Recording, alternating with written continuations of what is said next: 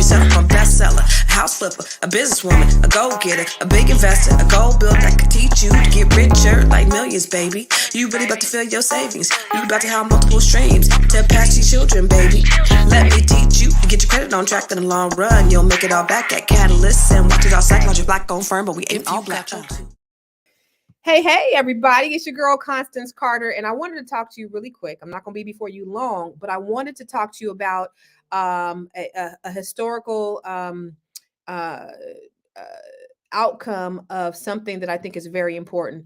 I've been in real estate for 20 years, and I've dealt with appraisals. I'm gonna tell you about these appraisals, but before we do that, let's talk about where you guys are hailing from, where you guys are watching from.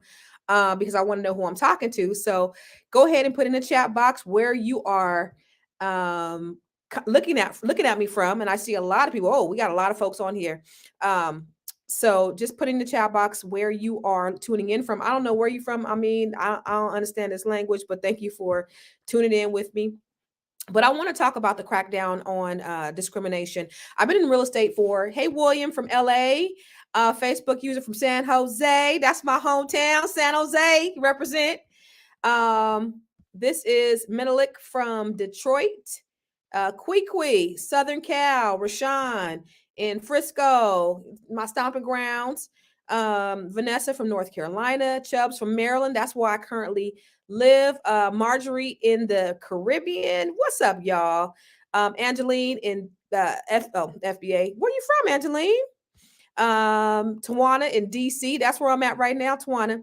So I want to talk to you about this discrimination because it's really important. I want to get right down to it. Okay. So I've been in real estate for over 20 years and I have seen this live and direct, this discrimination in appraisals, right? People not being able to get the true value of their homes. And so what happens is an appraisal is an opinion of value. It is the opinion of an appraiser's. It is the opinion of an appraiser, right? So it's their opinion of the value of your home. And so there's no actual science to an appraisal. So what happens is when you try to dispute an appraisal, this is basically based upon their knowledge and their expertise. So there's no it would be nice if we could get just a machine to do an appraisal. And that way we don't have to worry about a human person going in there and looking at pictures and looking at things like that and depreciating the value of a property based upon, them being of a certain color. And so what happens is we'll get that all the time. And it's really hard to fight because they'll say, hey, this is an opinion of their value. And there has really in the past been no way to really fight for an appraisal. Now, I have disputed appraisals many dozens of times. I've only had one instance in my 20 years in real estate where they've changed the value of an appraisal. And just so happens that was in Oakland in a majority Black area. And it was a HUD home. And the only reason why I believe that this appraiser changed it was because it was a HUD home and there was oversight from HUD to say, yo, this is not adding up. But typically when you're dealing with, a traditional mortgage, when you're dealing with, regular FHA buyers, regular sales, there's really not too much of an oversight. An underwriter will come back and say, change this or change that in appraisal, but typically not the value. And so what appraisers do is they look at the property and they will make adjustments based upon the condition, the size, the other properties that are similar to that. That's what they're supposed to do. So what happened a couple of years ago in Northern California, right outside of San Francisco in Marin, this Black couple bought this house for $550,000. They bought this house. That's a steal in that area. And a few years later, they went ahead and upgraded. They put about 1,000 square feet on it. They added a deck. They did all these upgrades. And they wanted to refinance. They wanted to refinance the home. I believe they refinanced it the year before, and it appraised at 1.4, near close to $1.5 million.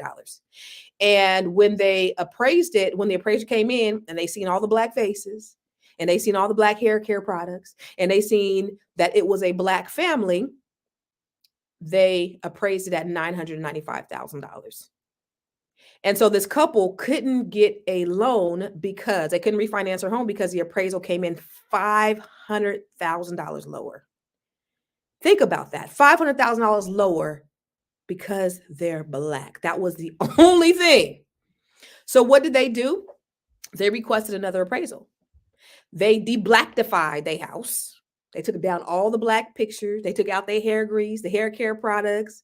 They took out everything that there was a semblance of Black people. And it's a shame that we have to do this. And this is what we actually tell people when they're selling their homes. We tell them to take down all the personal effects, take down your Black art pieces, take down your Black figurines. And this is what we tell people because it helps to sell the home. And that's unfortunate, but that's just the reality of, sort of what we deal with. And they put a white lady in there. They had a white lady come over and act like it was her house. And when she came, they appraised it where it should have been, close to $1.5 million. So they said, something ain't right here. And so they sued the appraisal company and they won.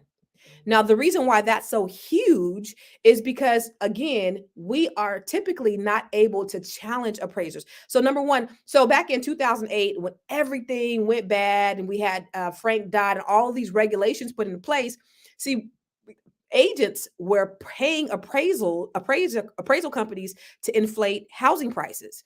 They were doing that. They were inflating housing prices. They were getting cash back. So they were saying, so say a house was $500,000. They were saying, okay, hey, this is what they do. I seen people do this. They call up the appraisal company and be like, hey, I got this house at 123 Main Street. I needed to appraise at $600,000. Can you do it? And they're like, no, I can't do it. All right, then I'll get somebody else to do it. Hang up, call somebody else. Hey, I got this house at 123 Main Street. Can you appraise this house at $600,000? And based upon if they wanted this money bad enough, that they wanted the $250 or this $500 or however much the appraisal costs, they'll do whatever it took. They're gonna find some comps at $600,000, even though it was worth $500,000. And then, there was a lot of inflated prices and then the housing market collapsed and all of those things. So what ended up happening is agents, lenders, we cannot absolutely not talk to appraisers at all. You can't slide them no comps to say, here's what the value is. You can't have a conversation with them. So we cannot have any influence. They made it so tough that we can't have any influence on appraisers. So what we end up having to do is we say, okay, hey, this appraisal was way off. This valuation is way off. And we'll send comps to support. And 9 times out of 10, almost 10 times out of 10, they will say no. And the reason why they say no is because it's a reflection on them as the appraiser. So they'll say, I'm not changing this appraiser because then it makes it look like I didn't know what I was doing and I didn't do my job correctly. And so majority of the time, we cannot get an appraiser to change their opinion of value. It just does not happen. Okay. But in this case, they had to go and sue. And they ended up getting some money. They ended up getting the correct appraisal value. And they ended up, getting, so what ended up happening is now appraisers are looked at a little bit more closely than they were. Still not, I don't feel like it's regulated as much as it should be, but we're moving towards the right direction. But here's the thing, and this is what's so important to me, is we have to be vigilant.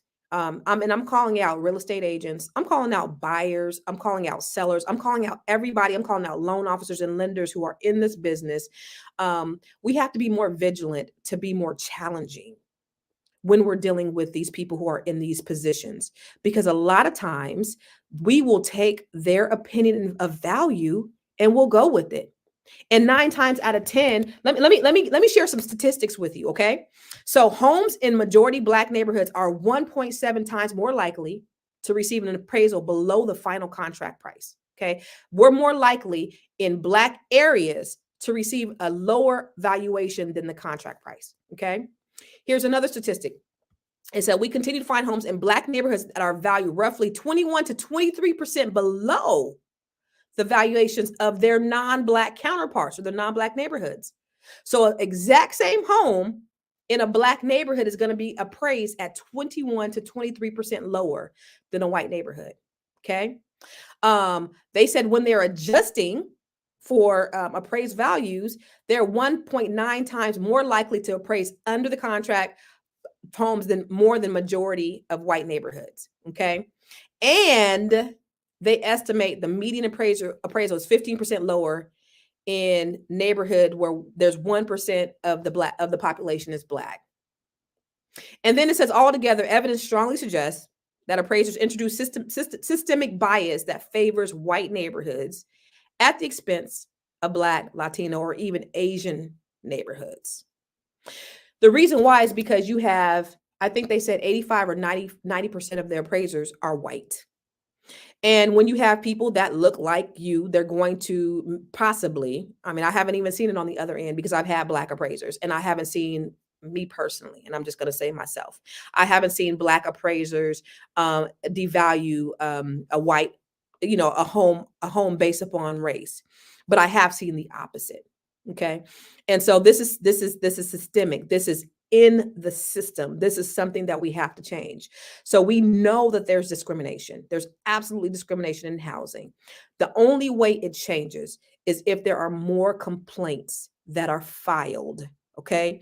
Because what happens is we just, and I'll be the first to tell you, I've never filed a complaint with Fair Housing about an appraisal. I fought and I've battled with the appraisal company. And I did all that I could do, but I didn't take it a step further and say, yo, this house is exactly like this house. How come this seems like some appraisal bias? And you would think that when you use words like that, because I have done that actually as recently as a few months ago, you would think that they would jump on it and move. And it's not putting a fire under them like it should. So we need to go to Fair Housing. We need to file complaints because wealth, the way to true wealth, 80% of wealth in this country is generated through real estate. And we need to get our share of the pie too. Okay. People systemically, they're trying to keep us back. They don't want to give us as much value for our homes. These banks are discriminating against us. There are all these things against us. And the beautiful thing, you guys, is, even though 70% of white people are homeowners, 43% of African Americans are homeowners. Now, I look at that as glass is half full. Why? Because with everything that they threw against us, everything that they put us through, all the discrimination, the redlining, the predatory lending, 43% of us have overcome all of those things. And we're still homeowners. We are a resilient people. We are a resilient people. So make sure that, if something like this should happen to you, file a complaint. We need more complaints on the books so that real changes can be made. Now, this was a landmark. This was great because it opened up the eyes to so many people. We know, they have studies. Freddie Mac has done studies. Fannie Mae has done studies. So we know this is a widespread problem. Nobody has done enough about it to make any adjustments. Now, appraisers, to me, it'll put a whole bunch of people out of business, but appraisals to me should be automated. It should be electronic. I think we should take the human element out of it, because when we put the human element in it, then you have these biases that affect things like that. A $500,000 difference in price. And the only difference was that they look like me. And that's unfortunate. So you guys, if you see something like that, for everybody, and this doesn't just affect Black people, this affects Hispanics, this affects Asians. We all, and listen, our white counterparts, y'all need to go to bat too. We all need to go to bat, and we all need to make sure that we are filing complaints against this sort of thing so that this shit can stop. And that we can move forward and we can have equal footing when it comes to housing, so that we can have equal opportunity when it comes to wealth building. That's what I want to say. So make sure that you are filing your complaints with Fair Housing. Make sure that you are taking initiative. Don't just take what these people say. If you know there are truly comparable properties that are like, okay, this is a model match. How do they have $100,000 more than me when there's a model match or a home that's exactly like mine going for $100,000 more? Okay, yeah, they might have little upgrades, but $100,000, that sounds a little off. So we just need to need to make sure that we are vigilant And the only way that things change is when we open our mouths and we speak up.